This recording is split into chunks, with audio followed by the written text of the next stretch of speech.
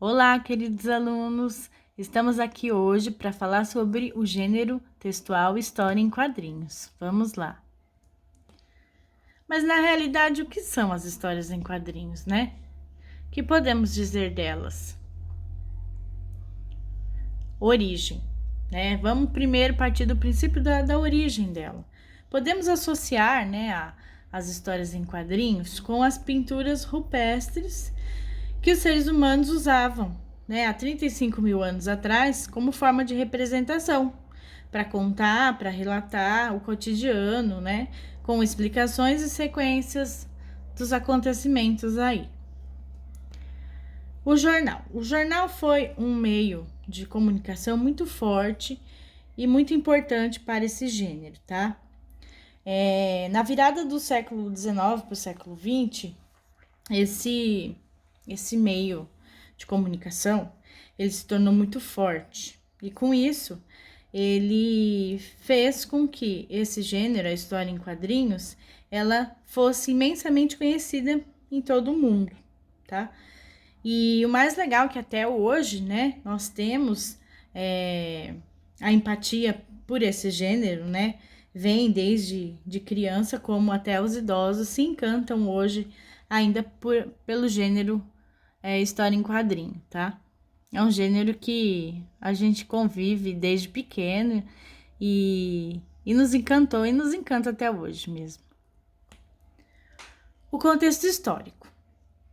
O gênero textual história em quadrinhos, né, recebeu diversos nomes nos diferentes países em que se estabeleceu. Nos Estados Unidos, elas eram chamadas de comics, pois as primeiras histórias eram de humor, eram cômicas, né?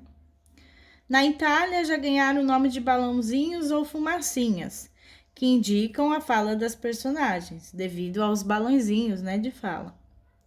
No Brasil, por muito tempo foi chamada de gibi, que era o nome dado a essa antiga revistinha, né? As histórias em quadrinhos chegaram no Brasil por volta dos anos 30, né?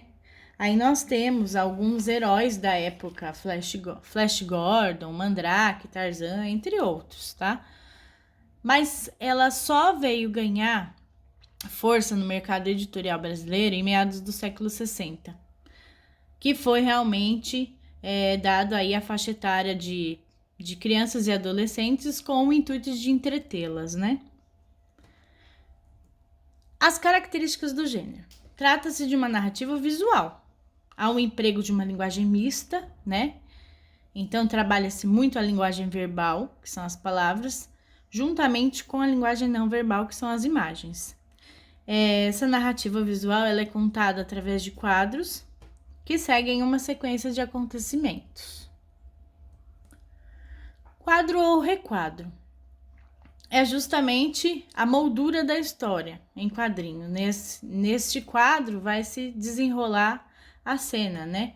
Nesses quadros vão se desenrolar as cenas, os acontecimentos, tá?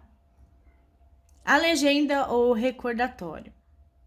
Trata-se dos painéis explicativos que vêm na parte superior, geralmente, do quadrinho, né? E elas têm o intuito de explicar para o leitor o que está acontecendo, né, no desenrolar daquela cena, tá? É um modo de auxiliar a interpretação da história para o leitor, tá? As onomatopeias são as palavras que dão ideia de sons, né? São as palavras sonoras, né? Ou seja, é uma forma de grafar os sons para que o leitor perceba o que aconteceu e o que está acontecendo, né? Então aí temos, né, o som de atim, som de um espirro, cough, cough, que seria a tosse, o trim de algum sinal, de um telefone, cabrum, que é para indicar a chuva, né, um raio, tá? A marca do fim, outra característica própria do gênero, tá? Geralmente no último quadrinho da história, ela vem para demarcar realmente o fim, concluir a história. As linhas cinéticas são os riscos e linhas que indicam o movimento, né? Então, para indicar que o personagem tá correndo, para indicar que o personagem tá virando a cabeça, assim por diante, tá? As metáforas visuais. As metáforas visuais aí, no caso, elas se dão através dos desenhos, para indicar um acontecimento ou um sentimento. No caso aí, temos o personagem, o balão do personagem, temos aí uma nota musical, então um assovio, né? Uma música. Aí temos também sinal de interrogação, né? Um questionamento, né? Qual vai ser uma dúvida, né? O que vai acontecer? Os balões de falas. Tem o balão da fala, simples, né? Temos o balão de pensamento, que é uma nuvenzinha. Temos um balão estridente, que é o do grito. Temos o balão pontilhado, que seria o cochicho. Temos o balão em forma de coração, que indicando o amor. E temos também o balão de ideia. Certo? Então é isso, gente. Agora eu vou deixar uma atividade, uma tarefa para vocês criarem os personagens, um ou mais, né? Fica a critério de vocês. Elaborar um roteiro curto, nada muito longo, extenso. Criar a sua própria história em quadrinho, utilizando as características do gênero, né? Das quais eu falei. E não esquecer de colorir essa produção textual, que assim que a gente voltar, né, da quarentena, a gente retoma também isso, tá bom?